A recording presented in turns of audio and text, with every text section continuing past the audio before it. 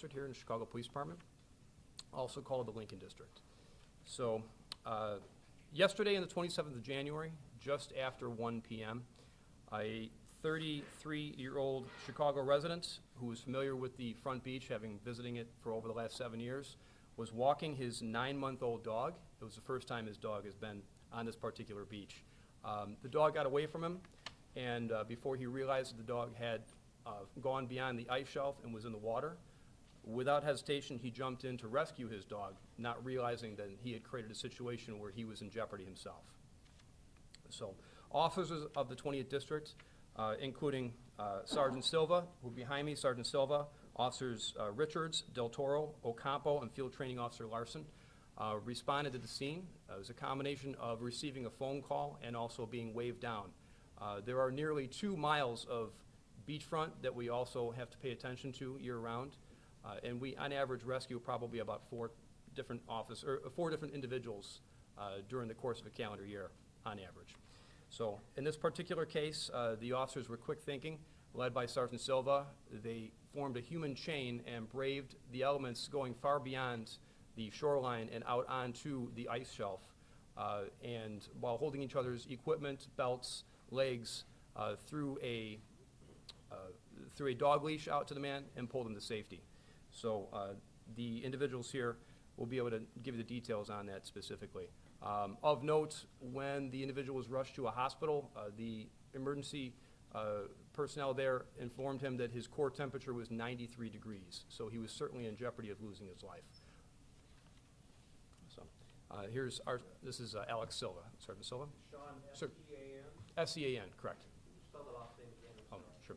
Loughran. R-A-N. Alex? Hi, I'm Sergeant Alex Silva. Last name is S-I-L-V-A, and pretty much the commander summarized it very well. Happy to answer any questions if anybody has anything specific.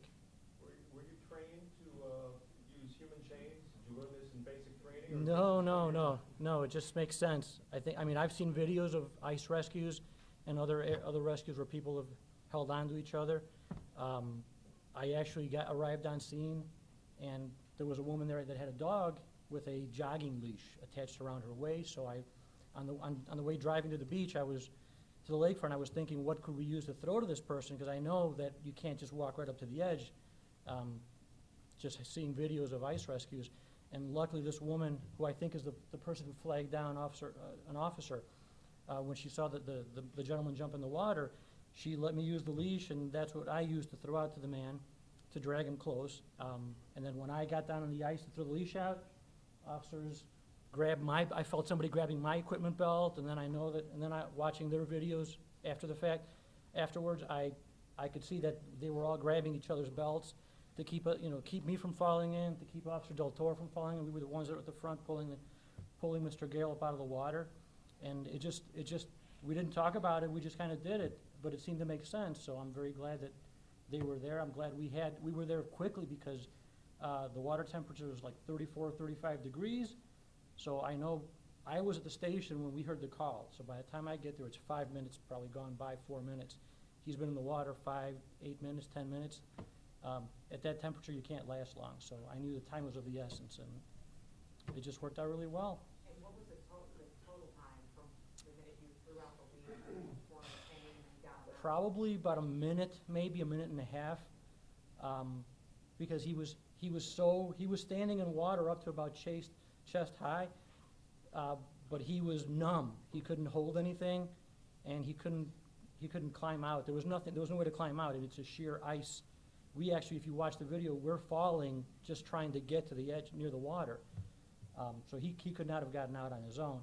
And so luckily this dog leash had a huge loop that he was able to put under his arm, and we dragged him closer, and then we were able to reach down and actually get a hold of his hand and pull him up. Probably about a minute and a half once we got to him, before we actually yanked him out of the water. But he could barely walk, and his hands were basically useless at that point. So.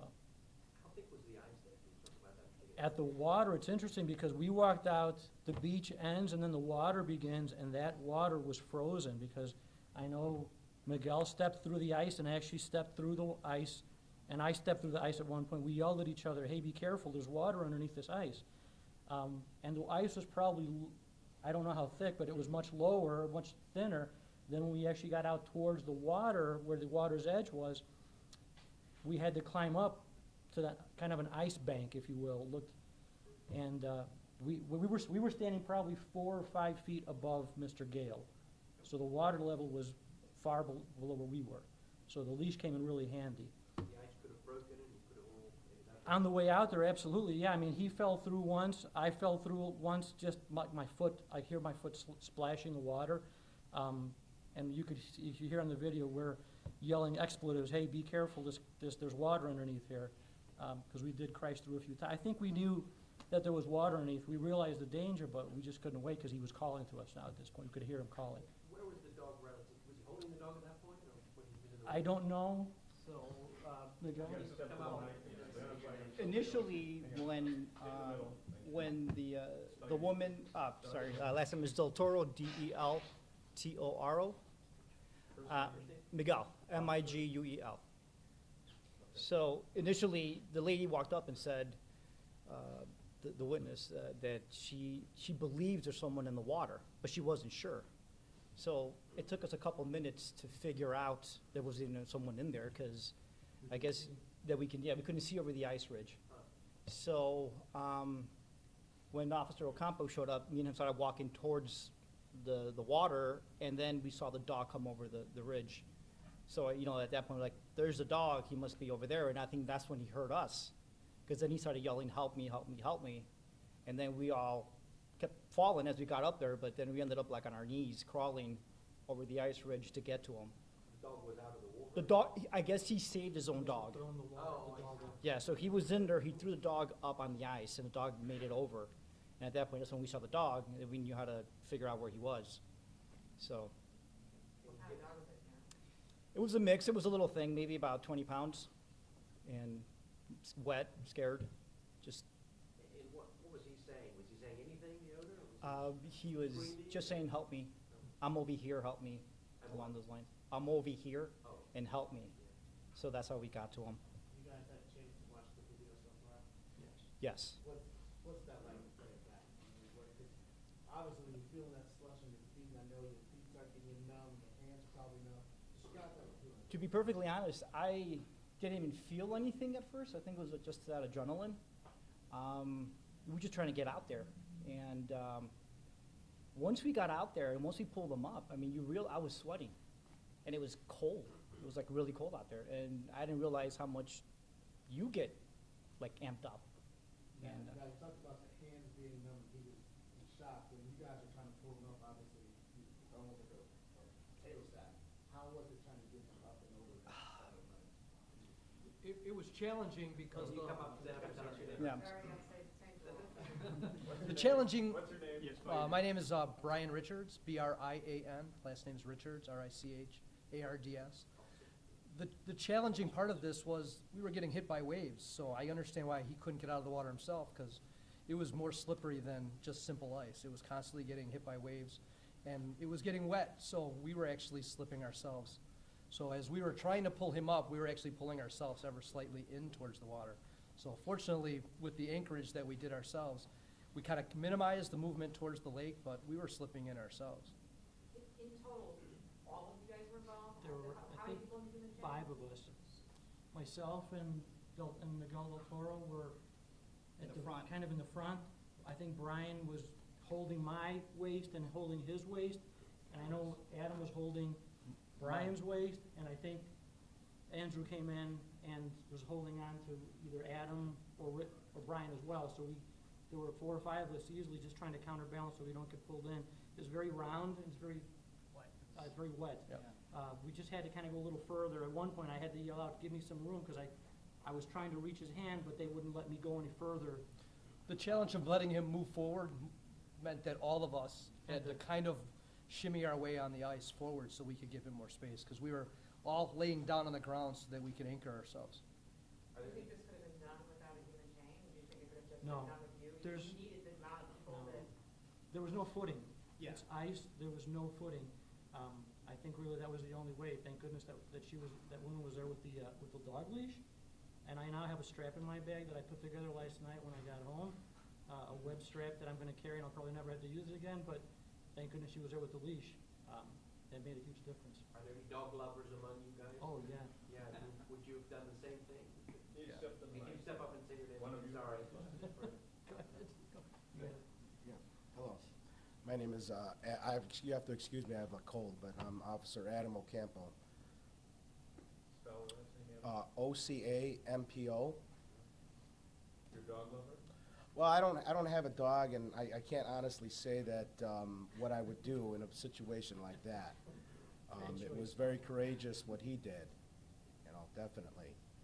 And he deserves a lot of credit, because at one point when I saw him, and matter of fact, when they were going through it, he was exhausted. And I remember shouting out at him, you're gonna have to pull yourself up. And he did.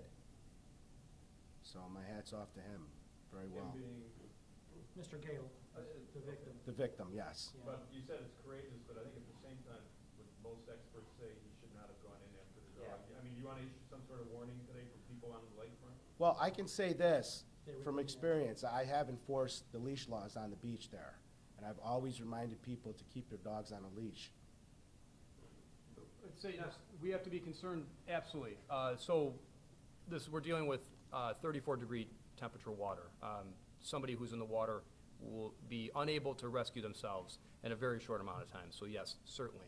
If they were to lose their dog or something like this were to happen, we would strongly urge anybody to contact 911 immediately, give the best description of where you could possibly be, and then direct emergency personnel once they were on scene. The difficult part in this, is the officers mentioned, is the initial person who called and flagged down the officers was not even sure if somebody was in the water, because from the street and even from the beach, you could not see over that ice berm to the shore, to the shoreline itself. And it wasn't until they saw the dog, saw the victim push his dog over, they were able to use that as a starting point. Where Sergeant Silver started, he started actually a good 200 yards south of the location, I'm sorry, a good 100 yards south of the location, and had to cross, he entered, and then still couldn't see, and had to walk across the ice, Traverse kind of. traversing it, and then meeting with the other two officers who had intersected at where the victim was. Again, potentially could create a greater threat to human life, and I think most of us, we all have hearts, and we would be greatly concerned for any of our animal friends, right? But certainly, we have to definitely look out for humans primarily, right? So. You had a chance to speak to the victim, have you been in hospital or? Yes, I know he was very grateful. The individual was very grateful. He took the time to actually write a lengthy letter to the officers, and so that's going to be added to their complimentary histories as well. And he was the one who provided us with information what his core temperature was, and that both he and his dog were doing very, very well. He's still hospitalized? You know? To my understanding, he was treated and released. His age or? 33 years of age. He's a Chicago resident. He's very familiar with the beach, very familiar with the area. However, the dog was not familiar with the area, so. Did you ask him if he wanted to be here today? Does he not want to talk to us? He would wish to remain anonymous, and I would hope that if we could try to redact that, if you could. Yeah, sorry. Presumably I he's mentioned not his had to name. do this before? Say again? Presumably he's not had to do this before? No, he's never experienced anything quite like this. He's never experienced anything quite like this. It was, in reviewing all the body-worn camera video, the thing that was the most, outside of the heroic officers' actions, the thing that was very emotional was watching him then suddenly realize, once he was indeed safe, he was holding his dog in Officer Ocampo's squad car, and he realized that the dog's fur was frozen. The dog's fur was ice. And he realized, and he said a number of times, I would have died. I would have died. So there's no doubt in my mind, had not been, the officers been in the right place at the right time, coupled with great teamwork and smart thinking by using the leash, we would have been having an entirely different conversation. Also of note, too, is Officer Larson grabbed a large branch, probably a good 10 to 12-foot branch, thinking what could we do to get out to him, knowing that this is going to be a very dangerous situation. Like I said, the leash worked great. I think what stands out is like the teamwork, so did you guys like share a high five afterwards? Oh, yeah, yeah, no, we're Yeah, absolutely. I was watching the video afterwards, you asked how I felt, and I felt lucky that we didn't crash through, that we didn't become victims ourselves crashing through the ice. Because not only, we're not, I don't think any one of us is very petite, we're carrying about 30 pounds of gear on us.